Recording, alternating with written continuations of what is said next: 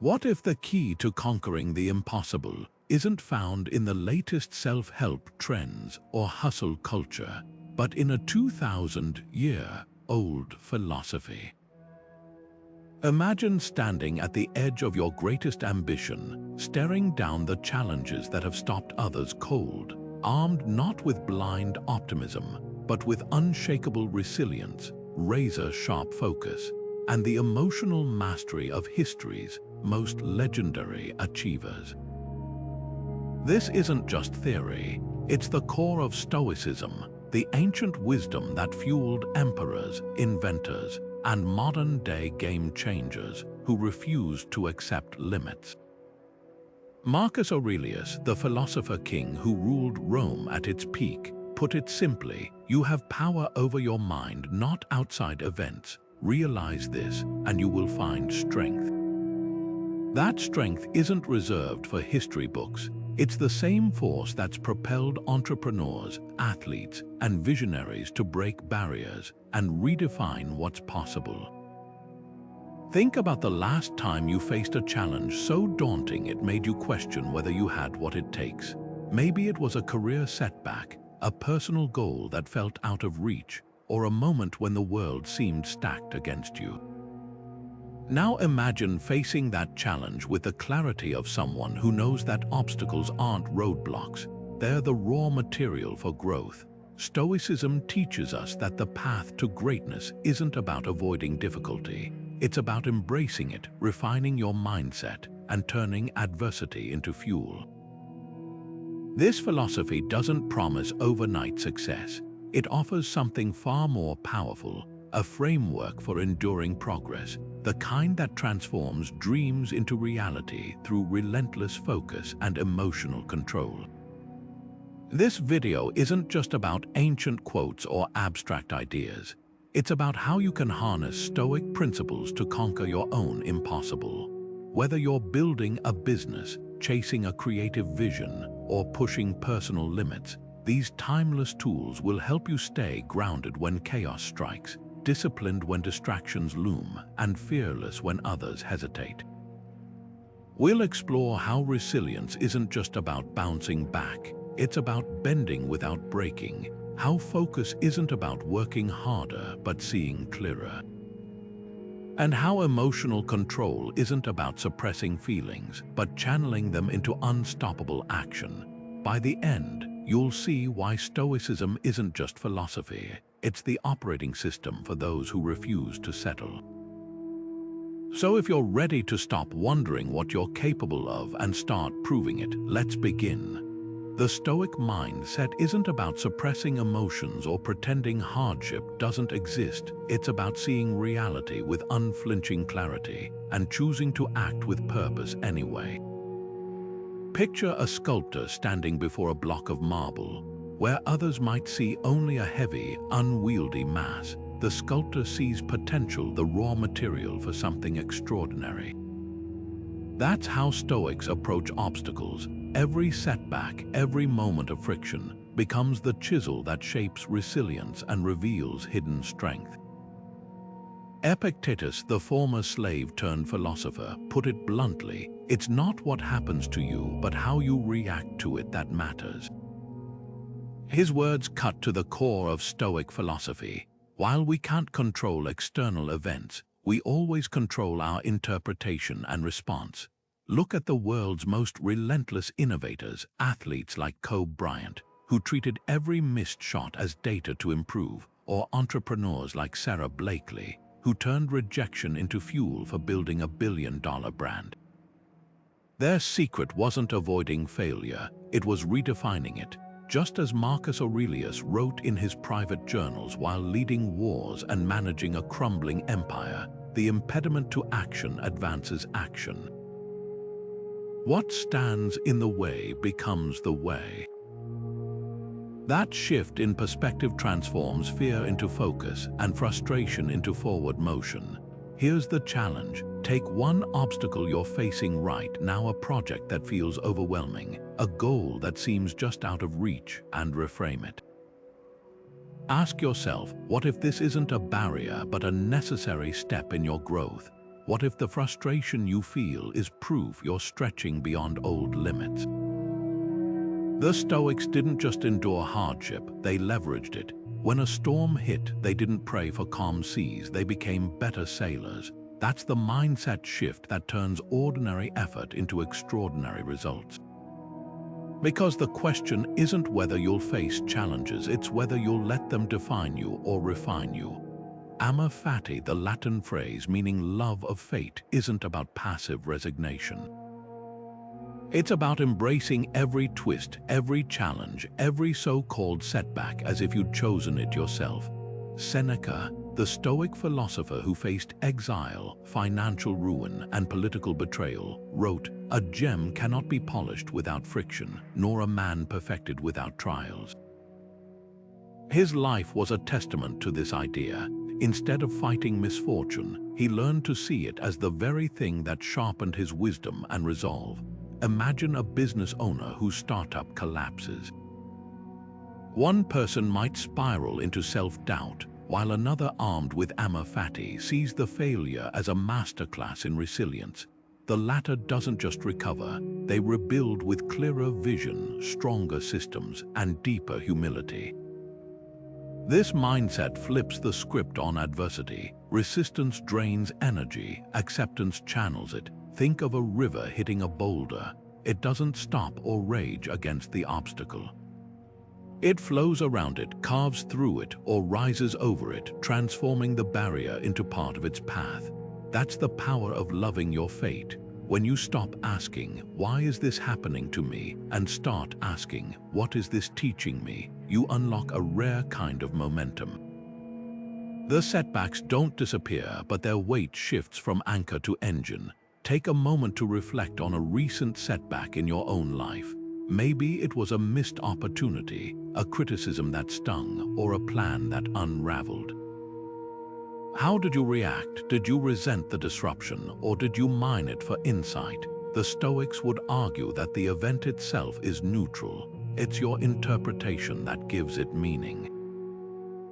Amor Fati isn't about pretending everything is perfect. It's about recognizing that even the imperfect pieces are essential to your story. Every rejection, delay, or detour isn't a deviation from your path, it's part of the path. When you start to see life this way, you don't just endure challenges, you begin to anticipate them, knowing they're shaping the person you're becoming. Epictetus, the Stoic philosopher who rose from slavery to become one of history's most influential thinkers, left us with a mental tool so powerful it can instantly dissolve stress and sharpen focus, the dichotomy of control. At its core, it's a simple sorting mechanism. Divide everything in your life into two categories: what you control and what you don't, your effort, control. The outcome, not fully, your preparation, control, how others perceive you, not your domain. This isn't just philosophy, it's a survival skill for high-stakes environments. Consider the story of a tech founder whose startup was weeks from launch when a competitor released an almost identical product. Panic set in. The team spiraled into frustration, obsessing over market timing and unfair advantages, things entirely outside their control. Then came the pivot. They shifted focus to the one variable they could command: their own adaptability. Instead of fixating on the competitor, they redesigned their user experience, leaning into a niche the rival had overlooked. Within months, their product wasn't just surviving, it was thriving. The competitor's launch, which initially seemed like a disaster, had forced them to innovate in ways they'd never considered. That's the magic of the dichotomy of control. Anxiety doesn't come from challenges themselves, it comes from pouring energy into things we can't change. The Stoics knew this 2,000 years ago. Epictetus wrote, "We cannot choose our external circumstances, but we can always choose how we respond to them." When you redirect your attention to your effort, your attitude, your next move, the noise fades. The market might crash, critics might doubt you, plans might unravel, but none of that dictates whether you keep moving forward. Here's a challenge. Pinpoint one thing weighing on you right now. A stalled project, a tense relationship, an uncertain goal. Ask yourself brutally, what percentage of this stress comes from factors beyond your control? Now take that energy and reinvest it into what you can influence. Preparation over prediction, action over speculation. The results might surprise you. Because when you stop trying to control the uncontrollable, you free up reserves of focus and creativity you didn't know you had. That's not resignation, it's liberation. And it's the secret of those who seem unshakable in chaos. They're not immune to stress, they've just mastered where to direct their attention. Premeditatio malorum, the Stoic practice of premeditating evils, sounds dramatic, but it's really just mental armor for the ambitious. Picture a chess grandmaster before a championship match. They don't just rehearse winning moves, they study every possible counterattack, every trap their opponent might set. That's premeditatio malorum in action, systematically envisioning obstacles before they arise, so when they do, you're not caught off guard, you're prepared to pivot. Seneca, who advised his students to rehearse misfortune in advance, called this the shadow of adversity. By mentally walking through worst-case scenarios, you strip them of their power to shock or paralyze you. Consider how elite athletes use this technique. A sprinter doesn't just visualize crossing the finish line first. They imagine stumbling out of the blocks, recovering, and still pushing through. A surgeon rehearses complications before stepping into the operating room. Why? Because anticipation builds adaptability. When NASA trains astronauts for missions, they don't just simulate perfect launches, they simulate oxygen leaks, system failures, and communication blackouts. The goal isn't to dwell on fear, but to normalize challenge. As Seneca wrote in his letters, he robs present ills of their power who has perceived their coming beforehand. Now apply this to your own life. Take a project you're working on. Maybe it's launching a product, pitching an idea, or even navigating a difficult conversation. Instead of hoping for smooth sailing, ask what could go wrong, not to invite anxiety, but to build contingency plans. If your presentation tech fails, can you deliver it from memory? If your client rejects your proposal, what's your next move? This isn't pessimism, it's strategic foresight. The Stoics knew that by confronting potential setbacks in advance, you transform uncertainty into a playbook. Here's the key distinction. Premeditatio malorum isn't about expecting failure. It's about removing its sting. When you've already mentally rehearsed losing a key client, or missing a deadline, or facing criticism, those scenarios lose their ability to derail you. You've already lived them in your mind, and more importantly, you've already crafted responses. That's why the most resilient leaders seem unshakable in crises. They're not immune to stress, they've just done the mental reps long before the moment arrived. So try this today. Identify one challenge on your horizon and spend 5 minutes not just hoping for the best but planning for the twists. When the obstacle appears, you won't see a threat, you'll see a familiar opponent, and you'll already know how to outmaneuver it. Memento Mori, the Stoic practice of remembering death, isn't about morbidity or fear.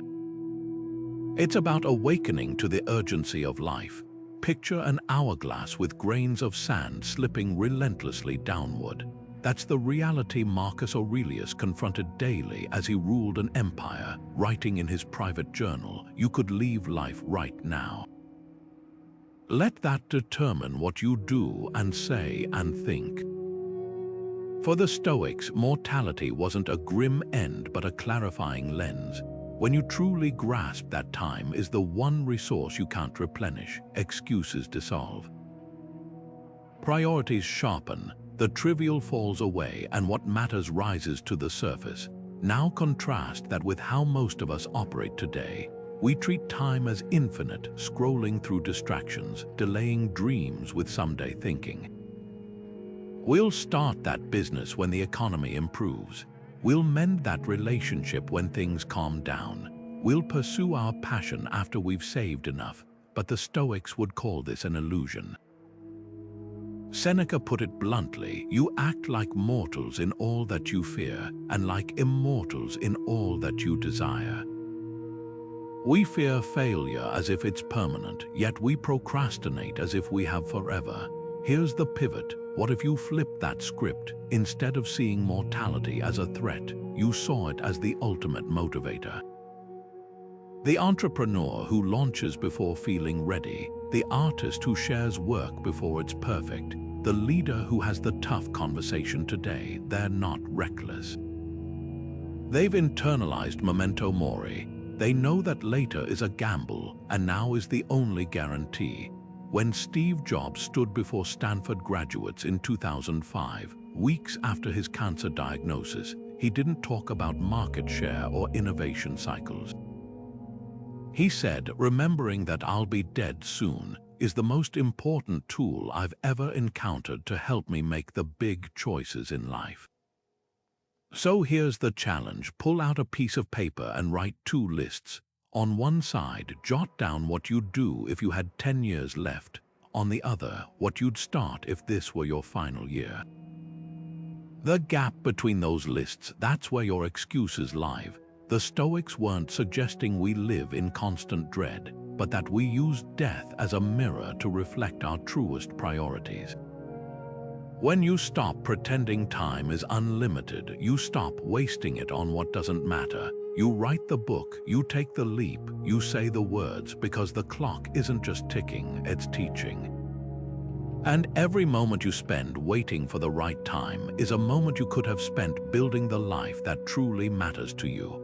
Stoic resilience isn't about gritting your teeth through hardship, it's about willingly stepping into discomfort before life forces you to. Take Cato the Younger, the Roman statesman who embodied this principle. He would walk barefoot in snow, wear coarse clothing in winter, and deliberately eat plain meals, not because he had to, but because he chose to. His philosophy was simple. By voluntarily embracing minor hardships, he fortified himself against major ones. When political rivals exiled him or threats loomed, he didn't crumble.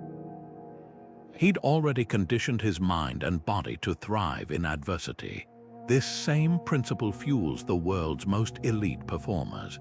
Navy SEAL don't wait for war to test their limits. They subject themselves to brutal training in freezing waters, sleepless nights, and relentless physical trials. Why? Because resilience isn't something you discover in the moment. It's something you build through deliberate practice. The SEAL's famous Hell Week isn't just about physical endurance. It's a masterclass in mental reprogramming. By willingly facing cold, exhaustion, and uncertainty, they rewire their brains to interpret discomfort not as a threat, but as a signal to push forward. Here's the key distinction. Stoic resilience isn't passive suffering, it's active preparation. Think of it like a fire drill. You don't wait for flames to engulf a building before learning the exits. You rehearse in advance, so if crisis strikes, your response is automatic. The Stoics called this ascesis, the discipline of training yourself to handle life's inevitable blows with composure. Seneca put it bluntly, set aside a certain number of days during which you shall be content with the scantiest and cheapest fare, with coarse and rough dress, saying to yourself, is this the condition I feared? Now apply this to your own life. What's one comfort you rely on daily? Maybe the snooze button, your morning coffee, or the constant scroll of social media. For the next 48 hours, eliminate it, not as punishment but as practice. Notice the frustration that arises, the mental resistance. That's the muscle of resilience being tested. Every time you override the urge to retreat to comfort, you're not just building willpower, you're proving to yourself that hardship, when chosen, loses its power to control you. Because true freedom isn't the absence of adversity, it's the confidence that you can meet it head-on, not because you have to, but because you've trained yourself to. Marcus Aurelius had a simple but razor-sharp technique for cutting through mental clutter. He called it stripping the bark. Imagine holding a piece of wood covered in rough, knotted bark. Your job isn't to admire the texture or wonder how it grew. It's to peel it back until you see the clean, unvarnished grain beneath. That's objective judgment, removing the layers of emotional interpretation until only the raw facts remain. The emperor wrote in his private journal, "Take away your opinion about what seems to give you pain, and you stand unshaken." In other words, the event itself doesn't wound you, it's the story you wrap around it that does. Now picture a high-stakes negotiation where tensions are rising. One side sees an aggressive opponent, hears hidden threats in every pause, and starts preparing defenses. But what if you applied stripping the bark? The facts might be their offer was 20% below your target. They asked for 3 additional deliverables, and they've rescheduled twice. That's it. No villain, no conspiracy, just numbers and actions. The moment you separate observable reality from the narrative of disrespect or lowballing, your response shifts from reactive emotion to strategic clarity. You're no longer negotiating against a phantom, you're problem-solving with data. This skill isn't just for boardrooms. Think about a disagreement with a colleague where you felt slighted.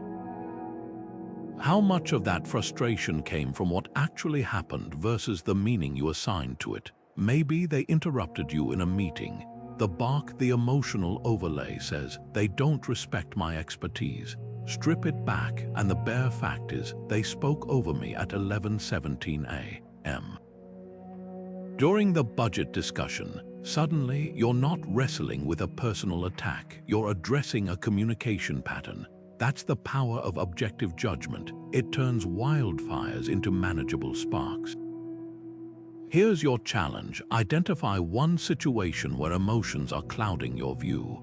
It could be a project delay you're taking as a personal failure, a friend's vague text that you're reading as rejection, or a career setback you've turned into a sweeping verdict on your potential. Now strip the bark, write down only what happened, free from adjectives, assumptions, or forecasts. The raw facts are your foundation, everything else. That's where your power of interpretation and your opportunity to choose a wiser response begins. Because when you see reality clearly, you act from clarity, not from stories that distort more than they reveal. The Stoics weren't asking you to become emotionless. They were teaching you to recognize when emotions are holding the paintbrush instead of the mirror. A negotiation isn't about winning against an opponent. It's about solving mutual problems with clear eyes. A setback isn't proof of inadequacy. It's neutral feedback on a single attempt.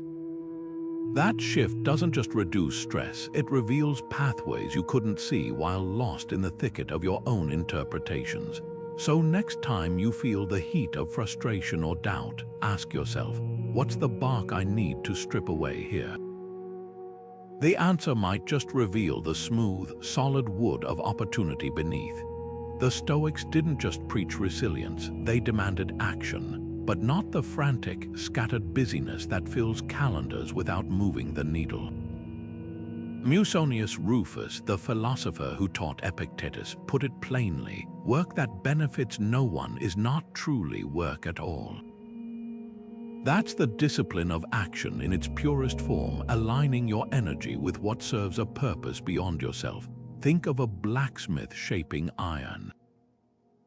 Every strike of the hammer isn't just about force, it's about intention. The metal doesn't care how many times you hit it, only whether each blow lands where it's needed. Now look at modern productivity culture. We wear exhaustion like a badge, glorifying packed schedules while rarely asking, to what end? Checking emails at midnight isn't discipline, it's motion without direction. Contrast that with the artisan who spends hours honing a single cabinet joint. or the teacher who revisits a lesson plan until it clicks for every student. Their labor isn't about volume, it's about impact. The Stoics measured action by its ripple effects, not its speed. Marcus Aurelius, despite ruling an empire, wrote, "What's not good for the hive isn't good for the bee." Even as emperor, he saw his role as service, not status. Here's where most of us get tripped up. We confuse activity with achievement.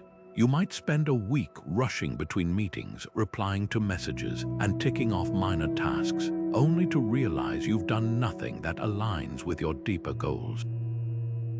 The antidote: audit your actions like a Stoic would. Take out a notebook and divide your last week's efforts into 2 columns. Maintenance tasks that keep things running, and meaning work that moves you towards something greater. Be ruthless. That 2-hour brainstorming session for a passion project. Meaning, scrolling through industry news to avoid starting your book. Maintenance in disguise. This isn't about judging every minute. Life requires mundane tasks. It's about recognizing when busyness becomes a shield against purposeful work. The writer who crafts one transformative paragraph daily outshines the one producing pages of filler. The entrepreneur focused on solving a real problem outperforms the hustler chasing vanity metrics. Purpose-driven action isn't slower, it's more strategic. Like a sculptor removing marble to reveal the statue within, you're chipping away at distractions to uncover what matters. So tonight, ask yourself this: if someone observed your actions this week without hearing your goals, would they guess correctly what you're building? If not, it's time to recalibrate, because the discipline of action isn't about doing more, it's about ensuring every effort, no matter how small, bends toward a life that means something. Not just to you, but to the world you're shaping with your hands. That's the Stoic secret. Legacy isn't left in grand gestures, but in the daily choice to act with intention. There's a world of difference between hollow arrogance and the unshakable confidence that comes from proven competence. The Stoics didn't believe in blind self-assurance. They championed a confidence forged in the fires of practice, tested by failure, and sharpened through repetition. Epictetus drew a line in the sand with his know what you know principle. If you want to improve, be content to appear clueless or stupid in extraneous matters. Don't wish to seem knowledgeable about what you haven't mastered. That's the essence of earned self-trust. It's not about puffing your chest or pretending you have all the answers. It's about the quiet certainty that comes from having done the work when no one was watching. Consider the transformation of a nervous public speaker. At first, their voice shakes, their hands tremble, every pause feels like an eternity. But then they commit to the Stoic path, not by affirming their greatness in the mirror, but by stepping onto smaller stages again and again. They study speeches, record themselves, and dissect every stumble. A year later, when they stand before a packed auditorium, the calm isn't faked. It's the result of hundreds of hours spent refining their craft. That's Stoic confidence, not the absence of fear, but the presence of proof. You're not convincing yourself you're capable. You've built evidence that removes the need for convincing. This principle applies far beyond the podium. Think about a surgeon's first incision, a programmer's first line of clean code, or a parent's first steady response to a child's tantrum. Mastery isn't handed out, it's carved through deliberate repetition. The Stoics recognized that true confidence isn't something you possess, it's something you accumulate through action. Like a blacksmith's calluses, it forms naturally when you consistently engage with the work. So here's the challenge. Identify one skill that, if mastered, would fundamentally shift how you move through the world. Maybe it's the ability to negotiate with clarity, to write with precision, or to remain composed under pressure. Now ask yourself, how many hours have I truly invested in this? Not half-hearted attempts, but focused, intentional practice. The gap between where you are and where you want to be isn't a reflection of innate ability, it's a measure of applied effort. And every minute you spend closing that gap deposits another ounce of unshakable confidence in your mental bank account. That's the Stoic secret. You don't borrow confidence. You earn it one repetition at a time, and once earned, no outside opinion can devalue it. Imagine waking up an hour earlier than necessary, not because you have to, but because you choose to, stepping into the cold morning air while others sleep, embracing the discomfort before the day demands it. This is voluntary hardship in action, a Stoic practice that transforms struggle from an unwelcome intruder into a trusted trainer. Seneca, the philosopher who advised Rome's wealthiest citizens, routinely practiced poverty, dressing in threadbare clothes, sleeping on hard floors, and eating simple meals despite his riches. His reasoning was razor-sharp. Set aside certain days to content yourself with the scantiest and cheapest fare to say to yourself, "Is this what I feared?" By willingly stepping into discomfort, he stripped fear of its power. Now look at modern icons of success. Billionaires like Elon Musk and Jeff Bezos didn't build empires by chasing comfort.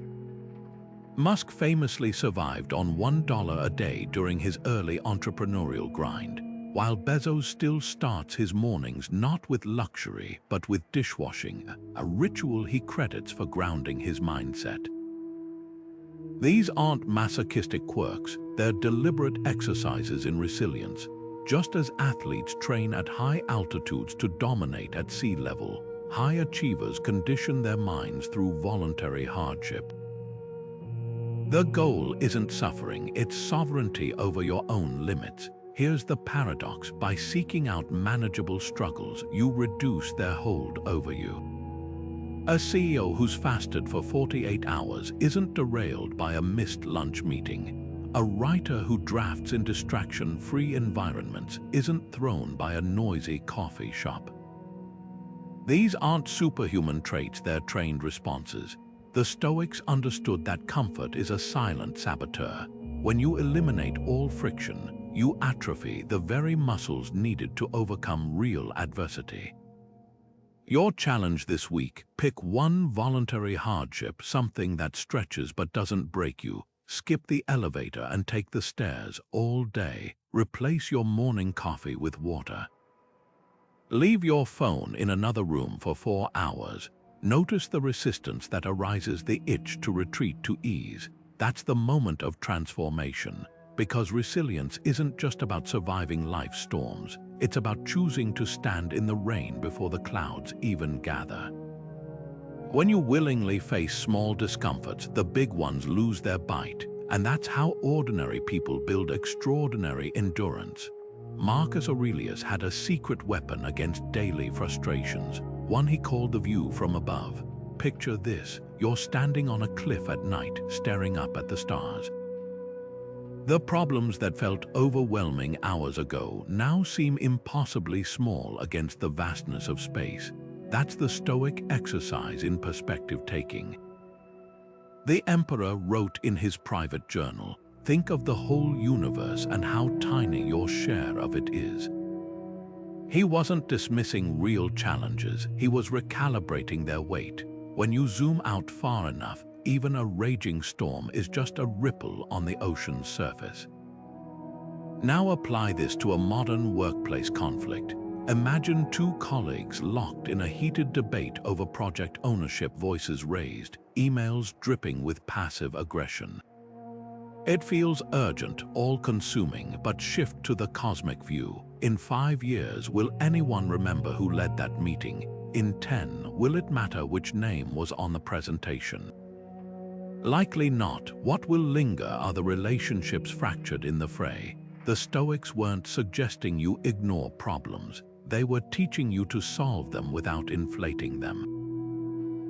As Marcus observed, everything is but for a day, both that which remembers and that which is remembered. Here's the pivot. The next time you're tangled in tension, pause and ask yourself 2 questions. First, how will this issue look from the vantage point of my future self? Second, what part of this conflict is truly about the work, and what's ego masquerading as principle? A missed deadline might feel catastrophic in the moment, but history's most impactful innovators weren't remembered for perfect schedules. They were celebrated for enduring ideas. When SpaceX's early rockets exploded, Musk didn't fixate on the debris. He focused on the data that would fuel the next attempt. That's the view from above in action, seeing setbacks as waypoints, not endpoints. Try this tonight. Step outside and look at the stars for 60 seconds. Then revisit a current stressor, a disagreement, a rejection, a looming deadline. Notice how the vastness reshapes its importance. The issue hasn't changed, but your relationship to it has.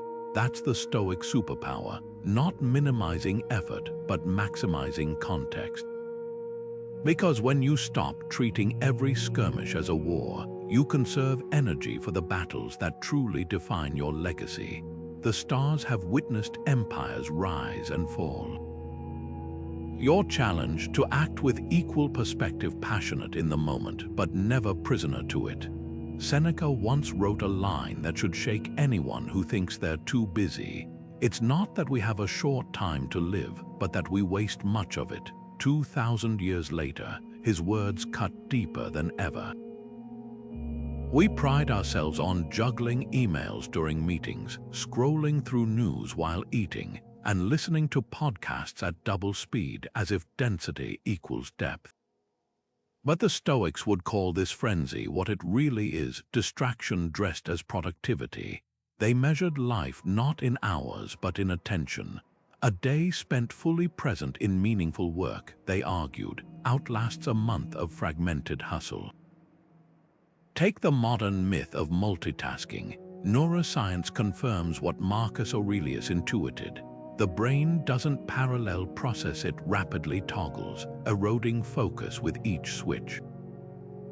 Imagine trying to chop wood while simultaneously writing a poem. Both tasks suffer, yet we do the digital equivalent daily, splitting attention between spreadsheets, Slack messages, and social feeds. Contrast this with the Stoic approach, the craftsman shaping leather with undivided focus, the philosopher writing with complete absorption. Their output wasn't faster but richer, each action infused with purpose. Seneca observed, "Whatever hours fate gives you, if you use them wisely, they will be ample." Here's where the one thing method bridges ancient wisdom and modern productivity. It's simple. Identify the single task that, if completed today, would render everything else secondary. Then defend that priority like a Stoic guards their principles. A writer might choose drafting a key chapter over answering 20 urgent emails. An entrepreneur might block 4 uninterrupted hours for product development instead of bouncing between meetings. The magic isn't in doing more with scattered energy, it's in doing less with total concentration. Try this experiment today. Carve out 1 hour for single tasking. Silence notifications, close unnecessary tabs, and commit to a single meaningful effort. Notice the resistance, the itch to check your phone, the anxiety about missing out. That discomfort is the price of presence. But here's what happens on the other side. Work becomes deeper, ideas flow clearer, and at hour's end, you'll have created something more substantial than days of fractured effort. Because time management, Stoic style, isn't about cramming more in, it's about pouring yourself completely into what deserves your limited, irreplaceable attention. The clock keeps ticking either way. The question is whether you'll let it measure shallow activity or enduring impact. Before Nassim Taleb coined the term antifragile, the Stoics were already masters of this principle, the art of not just enduring chaos but using it to grow stronger. Picture a willow tree in a storm. While rigid oaks snap under pressure, the willow bends, its flexibility allowing it to thrive where others break. That's antifragility in action, systems, or people. that gain from disorder rather than merely surviving it. Marcus Aurelius didn't have modern terminology, but his life embodied this idea. When political rivals forced him into exile, he didn't wallow in resentment. He transformed isolation into an opportunity, filling journals with insights that would later become meditations, a timeless guide to resilience. His exile wasn't a setback, it was the crucible that forged his greatest work. Consider how this plays out in the modern arena of startups. When a fledgling tech company's flagship product failed to gain traction, the founders faced a choice: fold or pivot. They chose the latter, analyzing why their original idea flopped. The answer: they'd been solving a problem that didn't exist, but buried in the wreckage was a discovery. Users were repurposing their tool for an entirely different need. That failure became the foundation for a new product, one that addressed a real pain point and eventually attracted millions in funding. Like Marcus, they didn't just weather the storm, they let it redirect them to higher ground. Here's the radical truth the Stoics understood: obstacles aren't just hurdles to clear, they're feedback mechanisms. A rejected manuscript reveals where your argument lacks punch. A lost client exposes gaps in your service. A creative block forces you to dig deeper for originality. The key lies in reframing resistance as intelligence. As Epictetus put it, difficulties show men what they are. Your challenge: take your current biggest obstacle, the project that stalled, the goal that seems out of reach, the criticism that stung, and list 3 ways it could actually serve you. Maybe that missed promotion reveals skills you need to hone. Perhaps a failed partnership teaches you to vet collaborators more carefully. Or could that financial setback be the nudge you need to innovate? Antifragility doesn't mean pretending adversity feels good. It means recognizing that pressure, when met with the right mindset, doesn't crush diamonds, it creates them. The next time life throws you off course, ask not just how to recover, but how to rebuild smarter. Because the sturdiest bridges aren't built on calm waters, they're engineered to withstand the fiercest currents. Epictetus gave us the ultimate decision-making filter when he spoke of building an inner citadel, a mental fortress where your core principles stand unshakable, no matter how fiercely the winds of circumstance howl outside. Picture 2 travelers navigating a storm. One clutches a compass, adjusting each step to stay true north. The other drifts with every gust, blown off course by the tempest. That's the difference between values-driven choices and reactive ones. The Stoics weren't against adaptability, they revered it, but they insisted on a fixed point to orient by. Your inner citadel isn't rigid dogma, it's the foundation that lets you bend without breaking. Consider how this plays out in high-stakes leadership. When Apple removed the headphone jack, critics called it reckless, but insiders knew the decision flowed from a non-negotiable principle: courage to simplify. Years earlier, Steve Jobs had drawn a line in the sand: we believe in saying no to 1,000 things, and that clarity became the lens for every product choice. Contrast that with companies that chase every trend, adding features until their vision blurs into noise. The Stoic approach doesn't eliminate tough decisions, it simplifies them. As Marcus Aurelius wrote, if you seek tranquility, do less. Not fewer tasks, but fewer deviations from what matters. Here's where most of us falter. We make choices based on fleeting emotions, a moment's frustration leading to a harsh email, or a competitor's move triggering panic-driven pivots. Reactive decisions are like building on sand. Each wave of circumstance reshapes them. But when you anchor choices to your inner citadel, you gain something rare: consistency of action. The athlete who turns down lucrative endorsements that don't align with their training regimen. The artist who refuses to dilute their style for viral appeal. These aren't sacrifices, they're affirmations of a deeper yes. Your turn. Grab a notebook and draw 2 columns. Label 1 non-negotiables, the principles you defend even at personal cost. Maybe it's integrity over shortcuts or family before accolades, the other column. Negotiables, areas where flexibility serves your growth. This isn't about rigidity, it's about discernment. Because when you know what never changes, you become fearless in adapting to everything else. Like a tree with roots deep enough to dance in the storm, your inner citadel lets you sway without losing ground. The next time a decision paralyzes you, ask not what's easiest, but what aligns with the person I'm committed to becoming. That's how ordinary choices build an extraordinary legacy.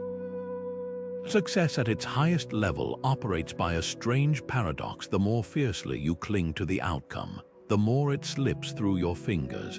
Seneca captured this counterintuitive truth when he wrote, "True happiness is to enjoy the present without anxious dependence upon the future." Think of a master potter shaping clay. If her focus shifts from the rhythmic motion of her hands to the potential sail of the finished vase, the work loses its fluidity.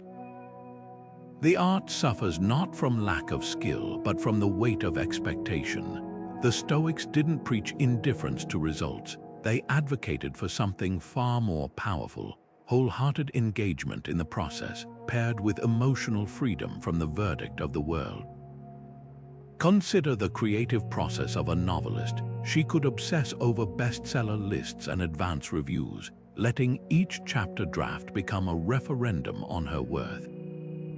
Or she could adopt the Stoic approach, pouring herself into the daily discipline of crafting sentences, refining characters, and honoring the story's truth, regardless of whether it lands on 10,000 shelves or 10. The irony: it's often the writers who fall in love with the work itself, not the accolades, who produce the stories that endure. J.K. Rowling didn't write Harry Potter envisioning theme parks. She wrote to bring a boy with a lightning scar to life, sentence by sentence. This principle extends far beyond art.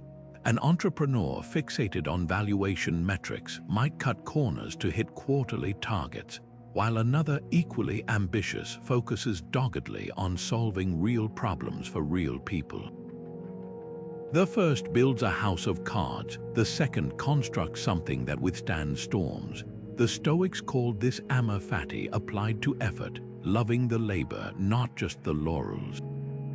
When a sprinter trains pre-dawn on an empty track, it's not the potential medal that fuels each stride. It's the raw exhilaration of pushing limits, of muscles and mind aligning in motion. Here's the litmus test. Can you wake up tomorrow and dive into your work with full passion, even if you knew no one would ever applaud it? If the answer unlocks energy rather than draining it, you've tapped into the Stoic secret of detachment. Not apathy, but the liberating realization that the richest rewards lie inside the work itself. The climb is the view, the practice is the performance. And when you show up not to extract value from your efforts, but to pour value into them, something remarkable happens. Outcomes cease to be the goal. They become the natural byproduct of excellence pursued for its own sake. So ask yourself this: where in your life have you been holding your breath, waiting for external validation to exhale? What if you let go, not of ambition, but of the need for it to be rewarded? That's when you'll discover the quiet confidence of those who don't just chase success, but embody it through every unattached, unshakable step forward. Marcus Aurelius ruled the mightiest empire on earth, yet his most enduring leadership lesson wasn't about conquest. It was about carrying the weight of service without crumbling under its burden. Be tolerant with others, he wrote, and strict with yourself. In those 8 words, he distilled Stoic leadership into its purest form. Authority isn't a license to command, but a mandate to elevate. While modern leaders chase visibility, corner offices, viral moments, fawning headlines, the Stoics measured influence by quiet impact. Picture a Roman general who marched alongside his troops, sharing their rations and sleeping on the same hard ground. His authority didn't come from a title. It grew from the unspoken understanding that he'd never ask others to bear what he wouldn't carry himself. Contrast this with today's leadership landscape, where ego often masquerades as excellence. The CEO who takes credit for team wins but blames market conditions for losses. The politician who demands sacrifice from citizens while exempting themselves.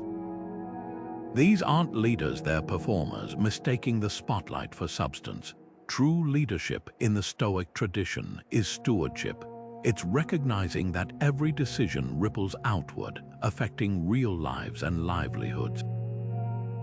When the emperor wrote, "What's not good for the hive isn't good for the bee," he wasn't spouting poetic idealism. He was outlining an operational principle. A hive thrives when every action serves the collective, not the queen's vanity. Now zoom into your own sphere of influence, whether you're managing a team, raising a family, or mentoring a colleague. Leadership isn't about the size of your audience, it's about the depth of your responsibility. A parent modeling patience during a toddler's tantrum exercises the same stoic discipline as a coach keeping calm under playoff pressure. Both understand that their reactions set the emotional thermostat for those who depend on them. The mechanic who trains apprentices with meticulous care leads just as powerfully as the Fortune 500 executive, maybe more so, because his legacy lies in calloused hands passing on precision, not PowerPoint slides. Here's the litmus test. When was the last time you asked, "How can I make this easier for them?" before insisting on your own convenience? The teacher who stays late to re-explain a concept, the supervisor who shields her team from unnecessary bureaucracy, the neighbor who organizes a community cleanup. These are the unsung Stoic leaders. They grasp that real power isn't taken, it's given freely by those who trust you'll wield it wisely. So today, lead where you stand, not with grand gestures, but with the quiet consistency of someone who understands that the highest authority comes from serving, not being served. Because when history remembers great leaders, it rarely recalls their titles, only the lives they lifted by shouldering more than their share of the weight. Epictetus, born into slavery, understood something about wealth that eludes most modern millionaires. True abundance isn't measured by what you accumulate, but by what you no longer crave. His famous teaching cuts to the bone. Wealth consists not in having great possessions, but in having few wants. This isn't poetic idealism, it's a mathematical reality. The billionaire scrolling luxury yacht auctions at 3 a.m. feels poorer than the teacher who sleeps soundly after a day of meaningful work. Why? Because wealth, in Stoic terms, is the gap between your desires and your reality. Widen that gap by chasing more, and you'll always feel lacking. Narrow it by mastering your wants, and you're rich beyond measure. Look at the paradoxes of modern minimalism. Entrepreneurs like Steve Jobs and Warren Buffett, men who could own entire cities, chose simplicity instead. Jobs' iconic black turtleneck wasn't a fashion statement, it was a liberation tactic.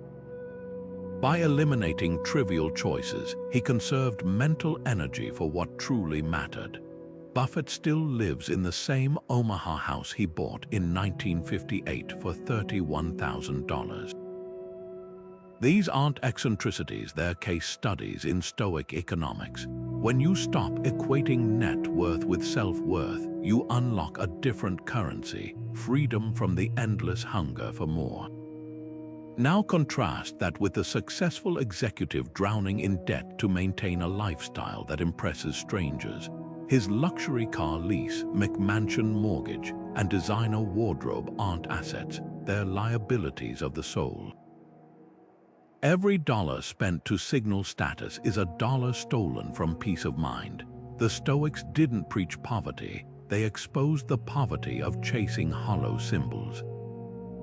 As Seneca wrote while advising Rome's wealthiest men, It is not the man who has too little, but the man who craves more that is poor.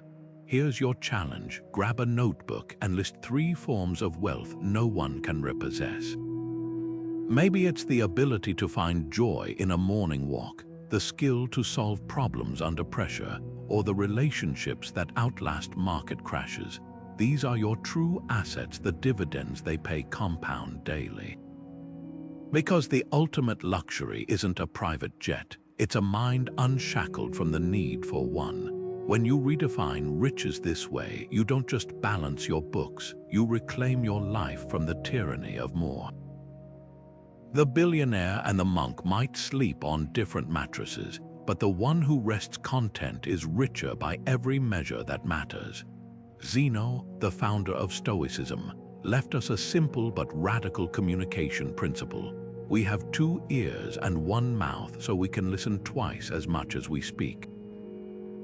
This wasn't just advice about politeness, it was a precision tool for cutting through the noise of unnecessary words. Imagine a surgeon's scalpel compared to a butter knife.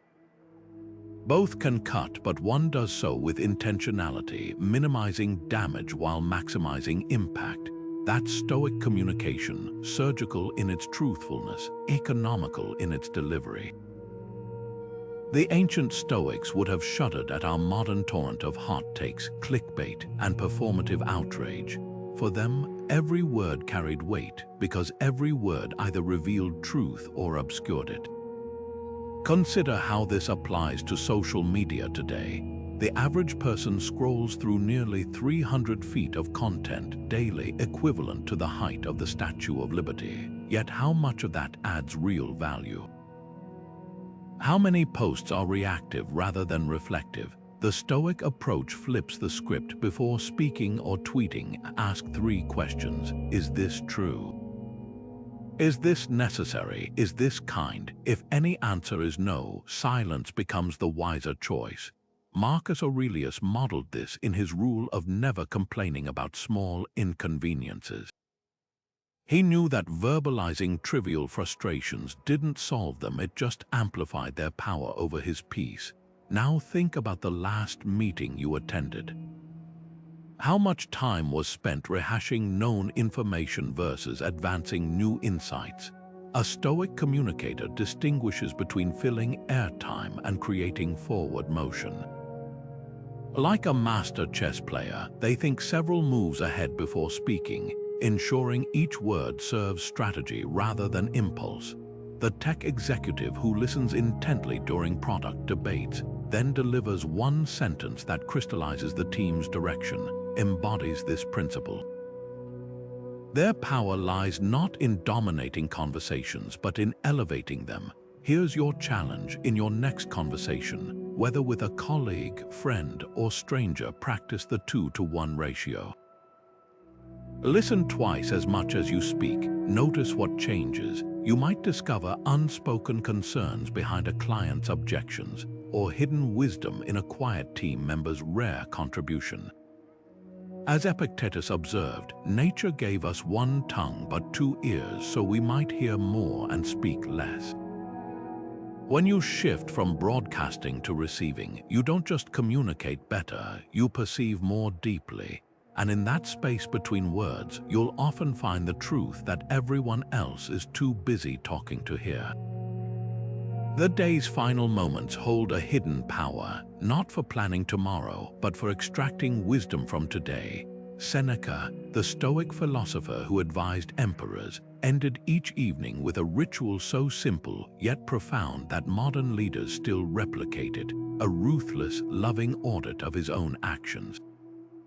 He wrote, "When the light has been removed and my wife has fallen silent, I examine my entire day and go back over what I've done and said. No excuses.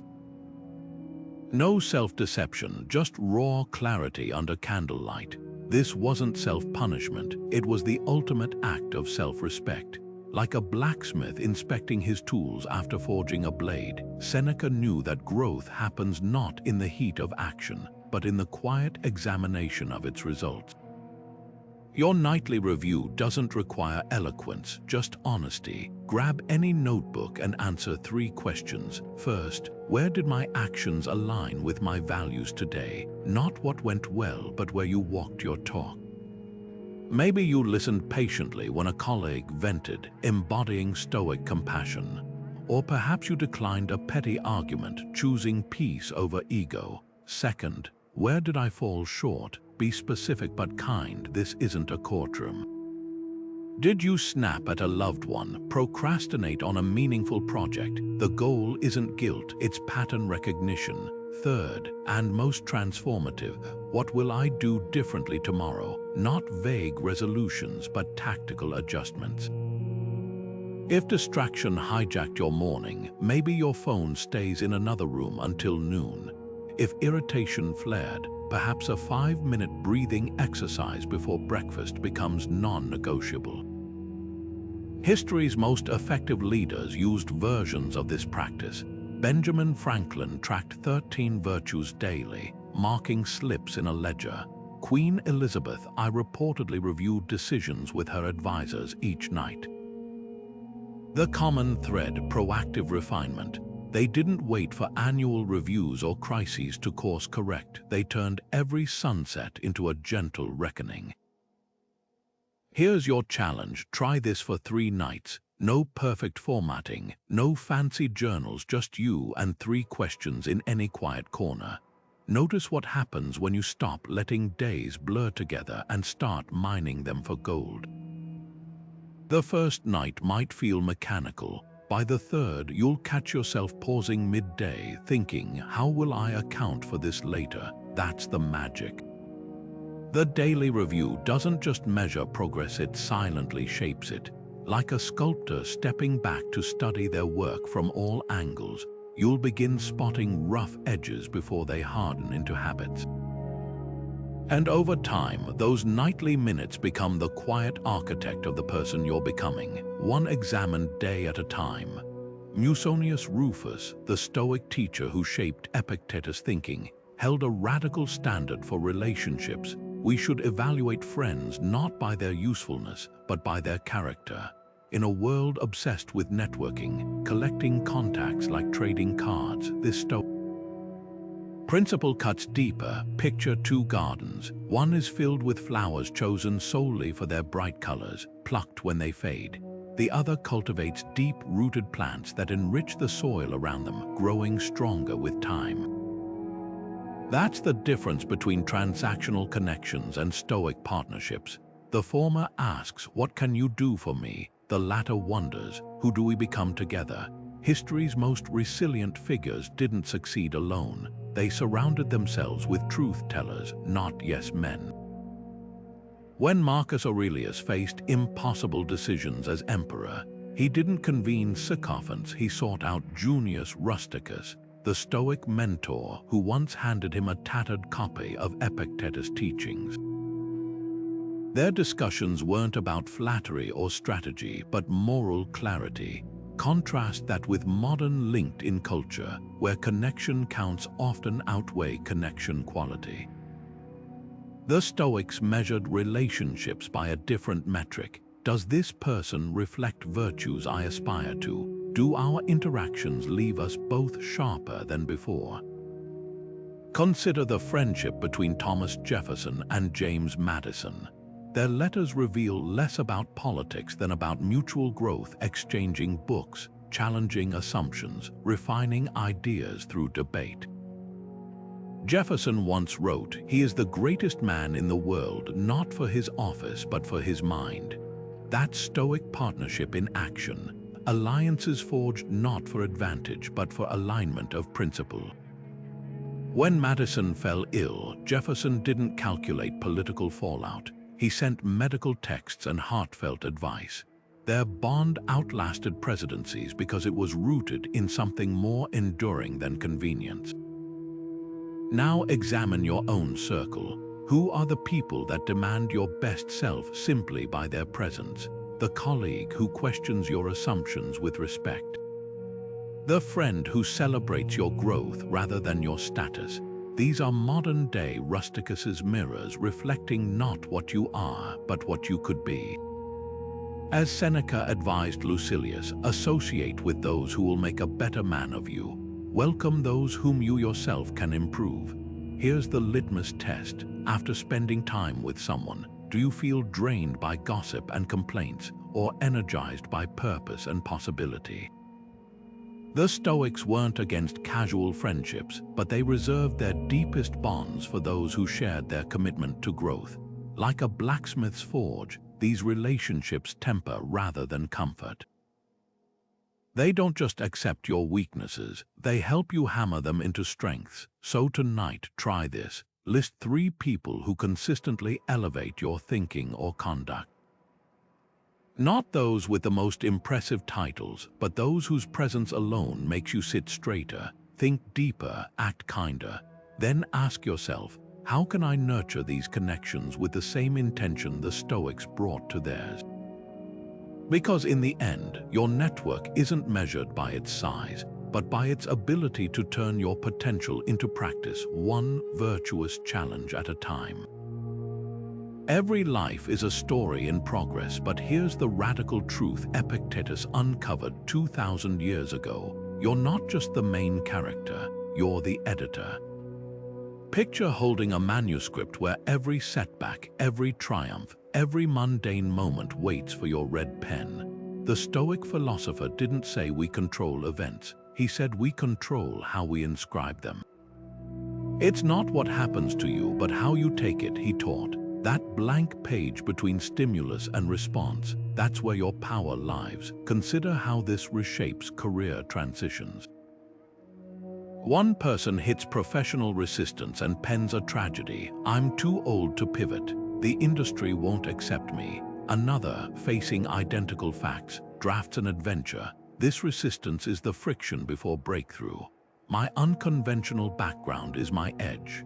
Both are working with the same raw material, only the narrative differs. When a 45-year-old accountant dreams of becoming a landscape architect, society might whisper, it's too late. The Stoic asks, says who, then revises the script. My financial expertise helps me run a thriving design business. My patience with spreadsheets translates to meticulous garden plans. History's greatest reinventions unfolded this way. Julia Child didn't start cooking until her late 30s, dismissing the notion that culinary mastery required childhood apprenticeship. She wrote herself as a joyful amateur and revolutionized food media. Ray Kroc was a milkshake machine salesman in his 50s when he reframed a struggling burger stand as the embryo of a global empire. McDonald's wasn't his first act, it was his best edited chapter. Here's your narrative intervention. Identify one limiting belief about your capabilities. Maybe it's I'm not a natural leader or I'm bad with technology. Now grab a notebook and rewrite it 3 ways. First, as an observer might, she's developing her leadership voice. Second, as a mentor would, every expert was once a beginner. Third, as your future self might recount it, that initial discomfort was the price of growth. Language isn't just descriptive, it's generative. The stories we tell ourselves don't reflect reality, they construct it. Notice what happens when you edit aggressively. That failed project becomes a prototype with instructive flaws. The colleague who undermines you transforms into a rigorous beta tester for my ideas. The Stoics called this prohesis, the sovereign choice to assign meaning. Marcus Aurelius practiced it daily, scribbling in his journal not as a passive diarist, but as an author sculpting his character. The world is change, he wrote. Life is opinion. Your life's manuscript won't lack dramatic turns or antagonists, but the pen remains in your hand. Will this chapter be a comedy of errors or a hero's journey? A cautionary tale or an origin story, the ink is still wet, and the next sentence is yours to write. Cleans, the Stoic philosopher who succeeded Zeno, didn't just lecture about virtue, he hauled water nightly to pay for his education, turning manual labor into a moving meditation. His calloused hands embodied a truth modern fitness culture often misses. Physical discipline isn't separate from mental fortitude, it's the forge where it's tempered. While today's gyms buzz with talk of gains and aesthetics, the Stoics saw sweat as something far deeper, a dialogue between body and will. Every drop wasn't just burning calories, it was etching resilience into the marrow. Consider the routines of history's most visionary builders. Beethoven immersed his head in ice water each dawn before composing, shocking his system awake. Maya Angelou rented sparse hotel rooms to write, enduring physical discomfort to sharpen focus. These weren't eccentric habits, they were deliberate acts of bodily mastery designed to train the mind.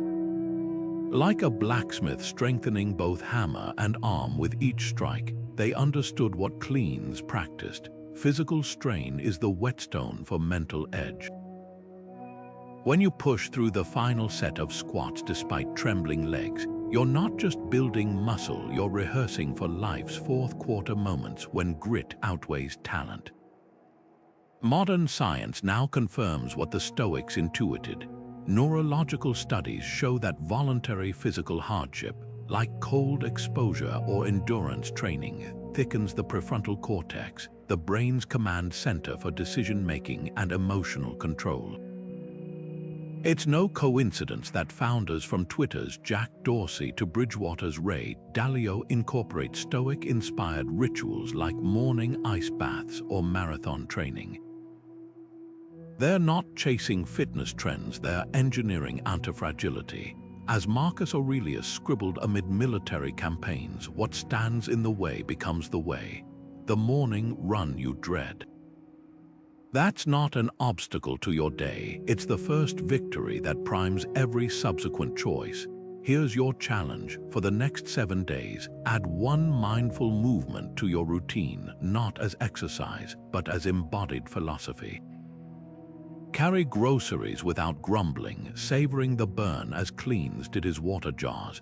Take the stairs with full presence, feeling each step as training for life's uphill climbs. Even brushing your teeth can become a drill in discipline if done with intentional focus on posture and breath.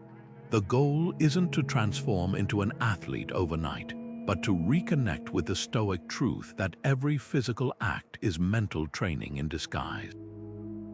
When you tie your shoelaces with the same focus a samurai gives his sword, when you choose the heavy grocery bag over the wheeled cart, you're not just moving, you're sculpting the kind of mind that doesn't buckle under pressure.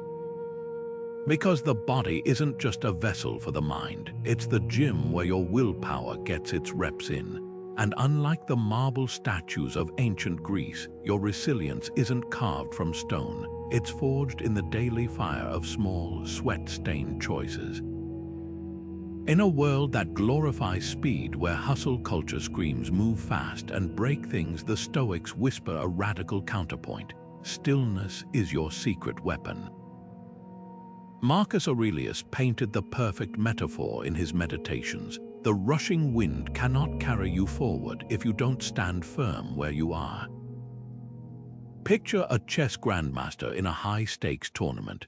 While amateurs rush to move pieces the moment their opponent lifts a finger, masters like Magnus Carlsen will sometimes sit motionless for 20 minutes, staring at the board. It's not indecision, it's strategic patience. They're not just playing the game, they're playing the space between moves, understanding that timing is as critical as tactics. Now contrast that with how most of us operate. We reflexively check emails the second they arrive, jump into meetings without agendas, and make snap decisions just to feel productive. But what if the real leverage lies in the pause? When a tech CEO receives a scathing public critique, the Stoic response isn't firing off a defensive tweet, it's stepping away, letting the emotional wave crash, and only then crafting a measured reply. That delay isn't passivity, it's the gap where wisdom overtakes impulse. Seneca called this the discipline of assent, the split second where you choose whether to let external events hijack your judgment or filter them through reason. Consider how this applies to your own life. When a conflict arises at work, do you react immediately, or do you create space to separate facts from feelings? When an opportunity appears, do you pounce out of FOMO or assess whether it aligns with your deeper goals? Strategic patience isn't about hesitation, it's about precision. Think of a surfer waiting for the right wave. They don't paddle frantically at every swell. They observe, calibrate, and commit only when conditions favor their skill. The Stoics understood that rushing often leads to correcting, while waiting leads to executing with purpose. Here's the litmus test. Identify one decision you've been rushing. Maybe it's a career move, a financial commitment, or even a difficult conversation.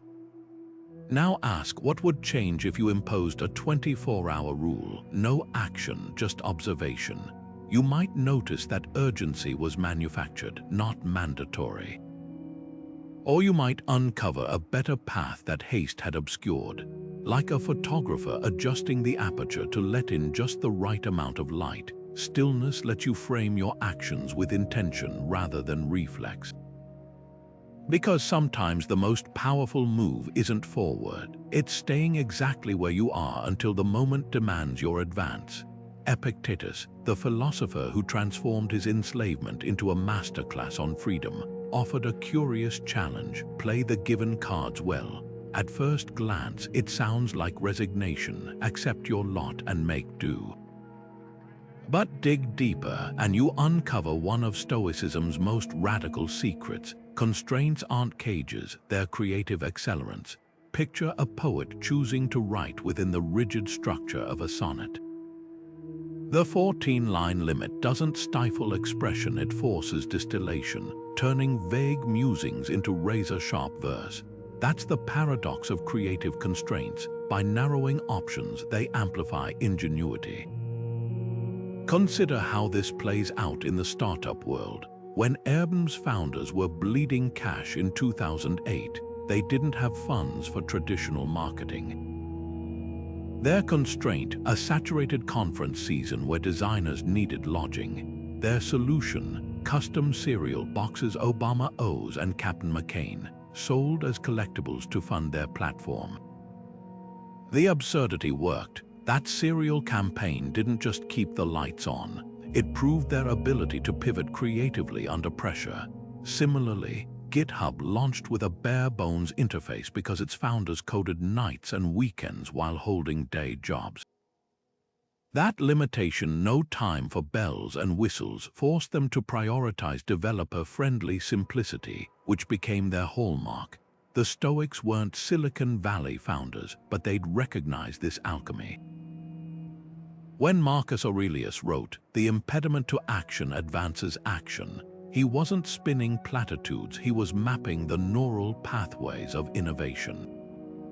History's greatest breakthroughs often emerge from scarcity, not abundance. Shakespeare penned King Lear during plague lockdowns.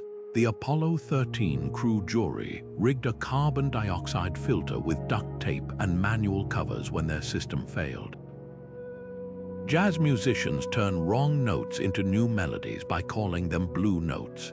Constraints force us to see resources we'd otherwise overlook, like the sculptor who finds the statue hidden in the marble's flaws. Here's the pivot: your current limitation, whether it's budget, time, or perceived lack of experience, might be the exact friction needed to spark your breakthrough. A graphic designer with outdated software masters hand-drawn illustration, making it her signature style. A solopreneur without a team builds a loyal community by personalizing every client interaction, something corporations can't replicate. Even Hemingway's famous 6-word story for sale, "Baby Shoes, Never Worn," proves how boundaries breed brilliance. So tonight, try this exercise. List 3 constraints you've resented, maybe a small network, limited tools, or industry skepticism. Now reframe each as a creative challenge. How could that handicap force you to develop skills or solutions others ignore? Because the secret to playing your given cards well isn't wishing for a better deck. It's realizing the jokers might be wild cards in disguise. The very walls you've been pushing against could be the ones that give your ideas their shape and their strength. Seneca called anger a brief madness, a fire that burns brightest in the moment it does the most damage. Picture a seasoned captain navigating a sudden storm. While inexperienced sailors might panic, lashing out at the wind itself, the captain knows rage won't calm the waves. She focuses instead on adjusting sails, steadying the rudder, channeling that adrenaline into precise action. That's the Stoic approach to anger, not suppression, but redirection. In his essay on anger, Seneca didn't just warn against outbursts. He exposed anger's fatal flaw. It's always more harmful to the vessel that carries it than to anything it crashes against. Every time you let irritation hijack your judgment, you're not punishing the target of your rage, you're sabotaging your own clarity. Now contrast this with today's outrage economy, where viral indignation fuels engagement algorithms. Social media rewards knee-jerk reactions, hot takes fired off in seconds, pile-ons masquerading as justice, performative anger divorced from constructive action. The Stoics would recognize this as madness masquerading as passion. Imagine if Marcus Aurelius had live tweeted his frustrations during Rome's wars.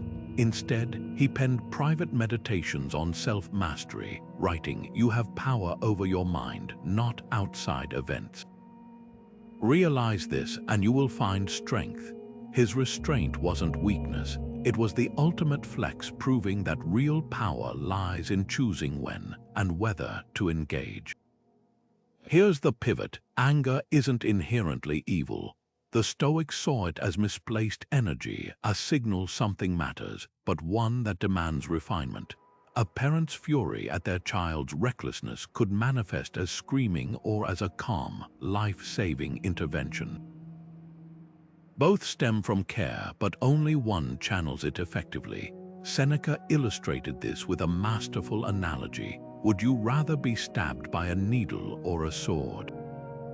Both pierce, but one does so with precision. Anger, like a blade, can be wielded surgically, but only if you pause long enough to aim your assignment. The next time irritation flares, whether it's a careless driver, a snarky email, or a household chore ignored, impose a 10-minute delay. Not passive waiting, but active recalibration. Use those minutes to ask, what part of this can I actually influence? Is my reaction proportional, or am I adding fuel to a spark? Like a blacksmith plunging hot iron into water to temper it, that pause transforms raw emotion into usable strength. Because the goal isn't to never feel anger. It's to ensure that when you do, it builds rather than burns. The Stoics didn't eliminate fire from their lives. They learned to harness it for warmth and light, rather than letting it consume everything in its path. That's the cool power of restraint, not the absence of heat, but the wisdom to direct it where it matters most. True wealth isn't measured by vaults of gold or sprawling estates. It's found in something far more precious, the unshakable possession of yourself. Musonius Rufus, the Stoic teacher who shaped generations of thinkers, put it bluntly, wealth is not in having many possessions, but in having few wants. Imagine two travelers, one burdened by heavy trunks of treasures, constantly fretting over thieves and decay, the other with nothing but a satchel yet sleeping soundly under the stars. Who's truly rich? The Stoics argued it's the one who carries freedom in their bones, the kind no market crash can seize and no recession can devalue. Look at the rise of digital nomads, modern-day Stoics in laptops and sandals. They trade corporate ladders for co-working spaces in Bali, not because they're lazy, but because they've recalibrated wealth's definition. For them, prosperity isn't a corner office. It's the autonomy to work from a beach at dawn or a mountain cabin at dusk. A study of remote workers found that 80% valued flexibility over a salary bump. They're living Musonius wisdom. When you reduce dependencies, you multiply choices. The billionaire chained to his stock ticker envies their lightness, but wealth as self-possession goes deeper than geography. Consider the artist who turns down lucrative commissions that stifle her voice, or the engineer who leaves Silicon Valley to teach coding in rural schools. Their net worth can't be plotted on a spreadsheet, it's etched in the alignment between their values and their days. Seneca, who advised Rome's wealthiest, saw this clearly. It is not the man who has too little, but the man who craves more that is poor. The real divide isn't between rich and poor, it's between those who master their desires and those enslaved by them. So ask yourself this: what would wealth look like if it couldn't be counted in dollars? Maybe it's the ability to savor a meal without scrolling, to sleep without anxiety's grip, or to say no without apology when something clashes with your principles. The Stoics called this autarkeia, self-sufficiency of the soul. It's what lets a street vendor whistle while he works and a CEO toss in bed over stock prices. One measures wealth by inner peace, the other by external validation. Here's the litmus test. Picture losing every material possession tomorrow. What remains? Your skills, your relationships, your capacity to find joy in a sunrise or a deep breath. That's your true portfolio. Because while money can buy comfort, only self-possession buys freedom. The kind that turns a modest life into a lavish one, and a lavish life into a meaningful one. The next time you check your bank balance, check your mind balance too. Are you rich in things or in the freedom to live as you choose? That answer will tell you everything about your Stoic net worth. Marcus Aurelius once stood on the front lines of battle, staring down an enemy army, and wrote these startling words in his journal: "What we do now echoes in eternity." That wasn't poetic grandstanding, it was the cornerstone of Stoic legacy thinking. Imagine an ancient olive farmer planting trees whose fruit he'd never taste, whose shade he'd never sit under. His hands worked for grandchildren he might never meet. That's the mindset modern society has largely abandoned, where quarterly earnings reports trump century-long visions, where viral moments outweigh enduring impact. The Stoics called this sympatheia, the profound understanding that your life is a single stitch in humanity's vast tapestry. Consider the contrast between two business leaders. One obsesses over next month's stock price, cutting R&D to inflate short-term numbers. The other, like Patagonia's Yvon Chouinard, donates his entire company to fight climate change, declaring Earth is now our only shareholder. Both are rational within their frameworks, only one operates with Stoic time horizons. Marcus Aurelius ruled an empire, yet his private writings reveal a man more concerned with the seeds he planted than the trophies he collected. "You've lived as a citizen in a great city," he reminded himself. What difference does it make if it's 5 years or 50? The laws make no exception. This legacy mindset reshapes how we measure progress. A teacher isn't just covering curriculum, she's shaping minds that will solve future crises. A coder isn't just debugging lines, he's building infrastructure for technologies unborn. Even personal choices ripple outward. The family traditions you establish, the wisdom you document, the debts you leave unburdened. Seneca framed it as a debt to the past and future. Life is like a play, it matters not how long the acting lasts, but how good it is. So here's your challenge. What's one project you can start this month that won't fully bloom in your lifetime? Maybe it's mentoring someone with no direct benefit to you, or writing letters for your grandchildren to open decades later. It could be as simple as planting a tree, literally, or as complex as open sourcing research for future innovators. The key isn't scale, it's intentionality. Like Roman architects who mixed volcanic ash into concrete, knowing it would strengthen over centuries, your most meaningful work might gain strength only after you're gone. That's the paradox of Stoic legacy. You may never see the shade, but you'll always know the roots are growing. Stoic joy isn't the fleeting high of a dopamine hit. It's the quiet, unshakable warmth of contentment cultivated through disciplined choice. Epictetus, the philosopher who turned enslavement into a masterclass on inner freedom, laid it bare. Happiness depends not on what happens to you, but on how you take it. At first glance, that sounds like resignation. But look closer, and you'll find the blueprint for a joy that outlasts circumstances. Picture a nurse working back-to-back shifts in a chaotic ER. Exhausted, she could fixate on the overflowing waiting room or the bureaucracy draining her passion. But instead, she pauses to savor the 10 seconds of silent gratitude when a patient's vitals stabilize, the tiny victory no one else notices. That's Stoic joy in action, not ignoring life's weight, but choosing to counterbalance it with deliberate moments of lightness.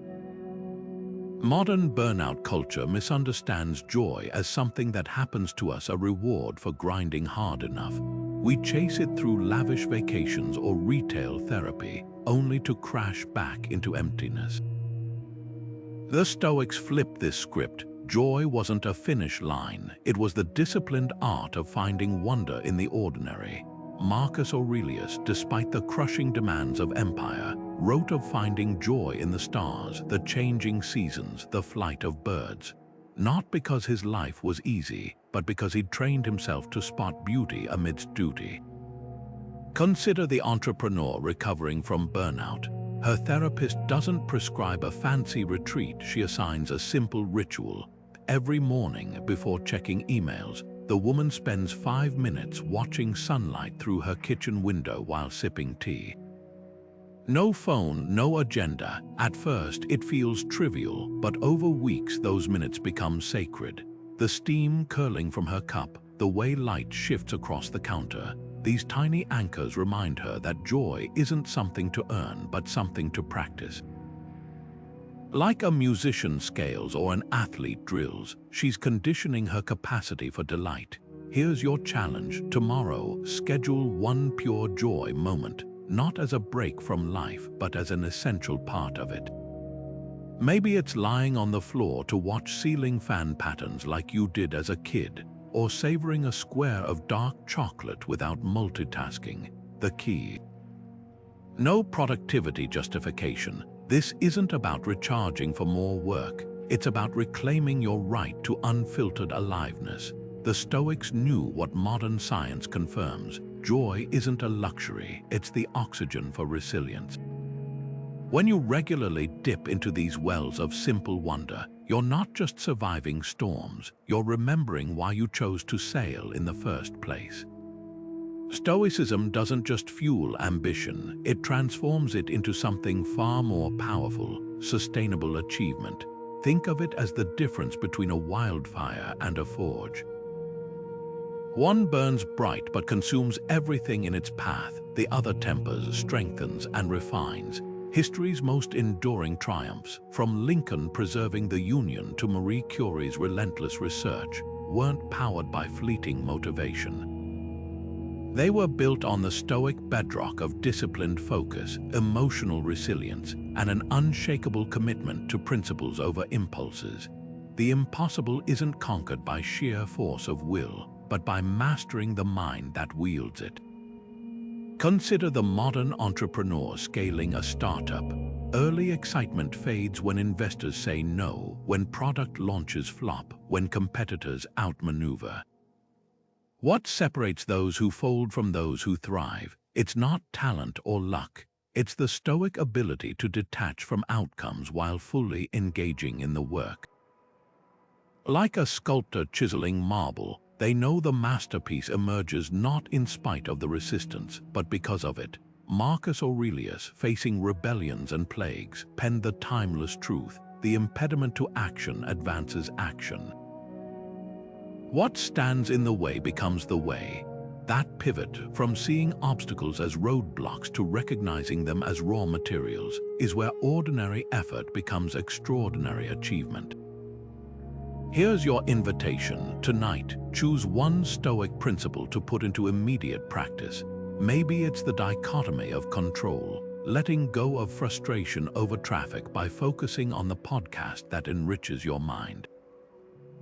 Or perhaps it's premeditatio malorum, mentally rehearsing tomorrow's presentation, mishaps so you're unshaken if tech fails. Don't overcomplicate it. Lasting change starts with a single, deliberate step. The Stoics never promised a life without storms, only the tools to sail through them with purpose. And if this ancient wisdom resonated with you, imagine what else awaits.